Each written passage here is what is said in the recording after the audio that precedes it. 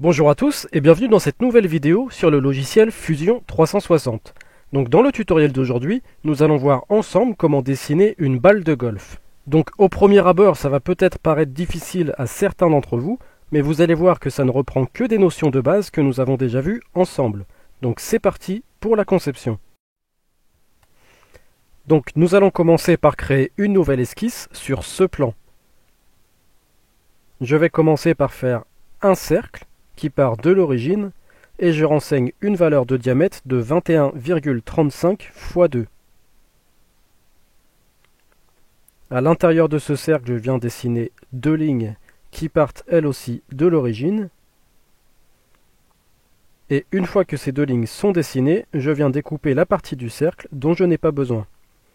Mon esquisse est maintenant terminée, je peux quitter cette esquisse. Et à partir de cette esquisse, je vais faire une révolution. Je choisis cet axe et je fais OK. Donc sur cette demi-sphère, nous allons là aussi créer une esquisse. Donc je crée une esquisse sur ce plan.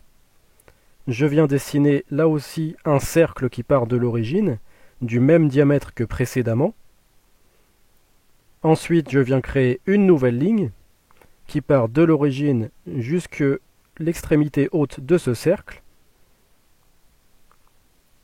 Ensuite, je viens dessiner un arc, donc je vais choisir arc par 3 points. Je fais un premier point ici, un second ici et un troisième ici. Ensuite, je viens rajouter une ligne, je dis que c'est un élément de construction, et je trace une ligne horizontale. Je rajoute une contrainte de coïncidence entre mon arc de cercle et cette ligne de construction.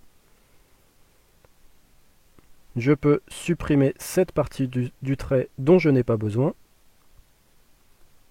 Je rajoute une contrainte de coïncidence entre mon trait et l'origine. Et je vais maintenant pouvoir coter mon esquisse. Donc ici, je renseigne une valeur de 1 mm. Et entre ce point et cette ligne, je renseigne une valeur de 2,25 mm. Je viens maintenant supprimer la partie du premier cercle dont je n'ai plus besoin. Et je peux quitter cette esquisse. Donc là aussi, à partir de cette esquisse, on va faire une révolution. Donc une révolution autour de cet axe.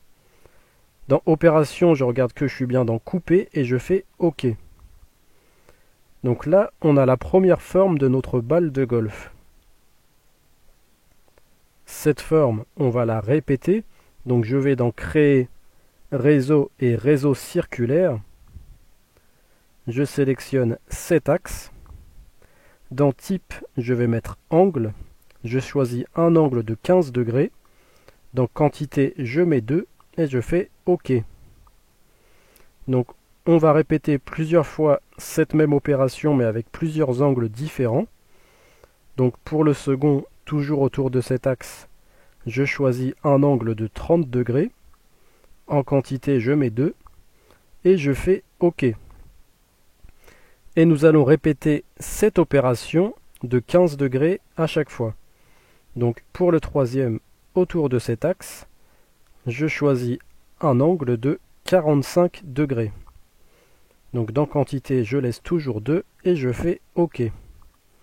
Donc vous allez me dire qu'on aurait pu faire cette répétition en une seule fois en mettant par exemple en quantité 5 ou 6 avec un angle de 15 degrés entre chaque répétition. Mais vous allez voir pourquoi par la suite. Donc celle-ci 60 degrés.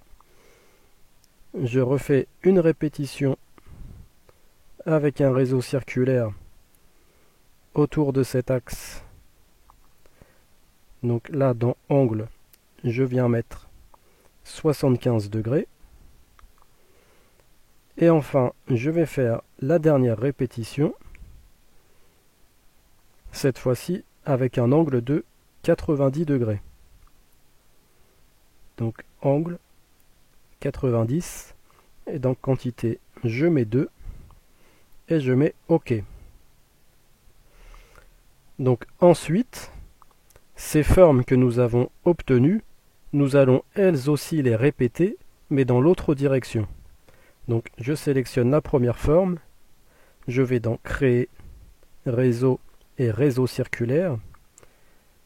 Cette fois-ci, je sélectionne 7 axes. Dans Type, je laisse complet et je mets 6 répétitions. Je vais faire la même chose pour la seconde.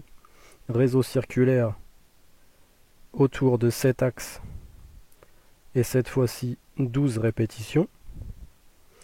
Et vous voyez, lors de la première opération, si on avait fait nos répétitions de 15 degrés en une seule fois, on n'aurait pas pu faire ces secondes répétitions. Donc là, 18. Pour celle-ci, toujours dans réseau circulaire, autour de 7 axes. Cette fois-ci, je mets 21 répétitions. Pour celle-ci, donc autour de cet axe, je vais mettre 24 répétitions. Et enfin, pour la dernière, je refais la même opération. Réseau circulaire, je choisis 7 axes et je mets cette fois-ci 27 répétitions. Et je fais OK. Donc là, nous avons la moitié de notre balle de golf qui est terminée. Donc vous vous doutez que nous allons faire une symétrie de cet ensemble. Donc dans Objet, je viens sélectionner toutes mes opérations. Plan de symétrie, je choisis ce plan et je fais OK. Donc nous avons notre balle de golf qui est presque terminée. Ce qu'on va pouvoir faire maintenant, c'est rajouter des congés. Donc je choisis congé, je sélectionne toute cette surface ainsi que celle du dessous. Et je vais renseigner une valeur de congé de 1 mm. Donc là, ça risque de laguer un petit peu parce qu'il y a pas mal de congés à faire. Donc voilà, un petit bug, mais ça l'a fait quand même. Donc nous avons notre balle de golf qui est maintenant terminée. Ce qu'on va faire, c'est qu'on va lui rajouter une couleur blanche. Donc je fais un clic droit, je vais dans Apparence.